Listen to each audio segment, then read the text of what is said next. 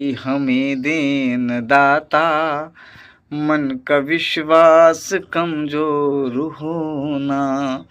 हम चले नेक रास्ते पे, हमसे भूल कर भी कोई भूल हो ना। जय श्री राम, जय सीताराम। मित्रों सखाओ, सभी को जय श्री राम, सादर जय श्री राम।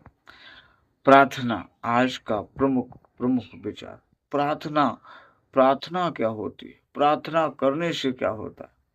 प्रार्थना आदमी के जीवन की प्रमुख है। आदमी के नित्य जीवन में यदि प्रार्थना शामिल है तो उसके आधे से ज़्यादा दुख यूं ही खत्म हो जाते हैं। प्रार्थना करने से बहुत शक्ति प्रदान होती है, धैर्य प्रदान होता है। जो धैर्य आ जाता है तो क्या हो जाता है? संतोष प्राप्त हो जाता है।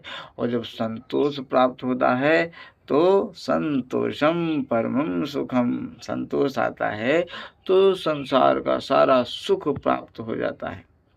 इसीलिए हमारे धर्म में, हमारे सनातन वैदिक धर्म में ये प्रार्थना का बहुत मुख्य महत्व दिया गया। इसीलिए हर जगह लोग खड़े होकर के हाथ जोड़कर अपने भगवान के सामने, अपने आराध्य के सामने सर झुका करके भगवान से मन ही मन प्रार्थना करते हैं। अपने मन की बात प्रभु को बताते हैं और प्रभु में लीन हो जाते हैं। और प्रार्थना करने से क्या प्राप्त होता है? धैर्य। और धैर्य जब प्राप्त होता है तो विवेक आता है। और विवेक आ जाने से क्या होता है? विवेक आने से बुद्धि आ जाती है, बुद्धि सथिण हो जाती है। और सथिण हो जाती है तो फिर मन एकाग्र हो जाता है। गोस्वामी तुलसीदास जी कहते हैं कि हुई हैं विवेक मोहु भ्रम बागा, तब रघुनाथ चरण अनुराग। जब विवेक आएगा तो जीव भगवान की तरफ जाएगा, संसारी चीजों की तरफ नहीं जाएगा। संसारी चीजें झूठ हैं, संसार में ही रहनी है, कुछ क्षण के लिए रहनी है। इसीलिए प्रार्थना का बहुत बड़ा महत्व है। इसीलिए हम सब गाते हैं।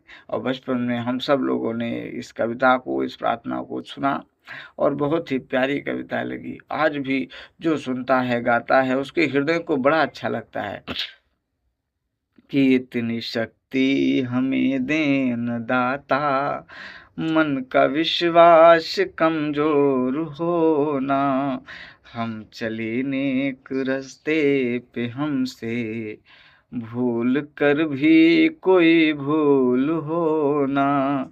इतनी शक्ति हमें देन दाता, मन का विश्वास कमजोर होना। इसीलिए प्रार्थना का नित्य जीवन में नित्य प्रार्थना करिए। अपने सुख दुख, अपने संगठन को, अपने ईश्वर, अपने आराध्य, अपने भगवान को बतलाइए। आपके भगवान आपकी प्रार्थना सदस्य को सुनते हैं, समझते हैं।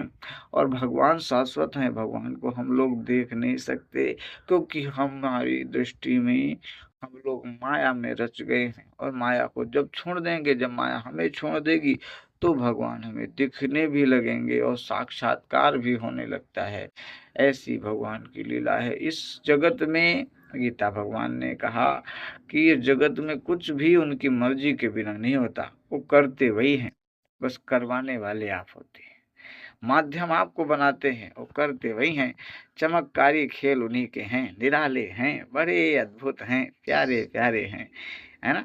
भगवान की लीला, भगवान के कार्य आप सबको दिखलाई नहीं देते, लेकिन करने वाले वही कलाकार होते हैं। सबसे बड़े मेन एक्टर वही हैं। इसीलिए नित्य प्रार्थना करिए ईश्वर से। अपने अंदर के भावों को, अपने अंदर के विचारों को अपने ईश्वर के सामने रखिए। ईश्वर उसका समाधान जरूर रखेगा। और ईश्वर जब किसी चीज का समाधान करता है तो परमानेंट करता है। इंसान का समाधान क्षणिक होता है, लेकिन ईश्वर का प्रोग्राम देर से होता है लेकिन परमानेंट होता है। इसीलिए कहते हैं भगवान के प्रोग्राम बड़ी देर में होते हैं। देखिए कलयुग का चरम बढ़ रहा है, कलयुग की प्रचुरता बढ़ रही है, कलयुग प्रकांड होता जा रहा है। इतना घोर घोर सब कुछ होता जा रहा है, लेकिन भगवान अभी अवतार नहीं लिए, अभी और कठिन होगा। जो आँखों से आदमी देखकर भी भयभीत हो जाए, जिसको देख लेने से भी कठोर से कठोर हो जाएगा, इतना कठिन प्रलय आ जाएगा, तब भगवान कल्कि का अवतरण होगा और उस कलयुग का विनाश होगा। जय श्री राम। आज के प्राय विचार में यही, और फिर आगे के विचार मिलते हैं। और नित्य प्रभु से प्रार्थना करते रहिए। प्रार्थना में करने से शक्ति आती है, और शक्ति अगम अनंत प्रभु से आपको जोड़ देती है। इसीलिए नित्य प्रार्थना का नियम आपको ईश्वर की और करीब ले जाएगा। बोलो राम, जय जय राम, सीता राम राम राम। जय श्री राम। दुखों को अनंततः मिटाने के लिए एक ही साधन है, प्रार्थना करिए, और प्रार्थना में असीम शक्ति है। प्रभु से नित्य प्रार्थना करिए, और प्रार्थना बड़ी शक्तिशाली होती है।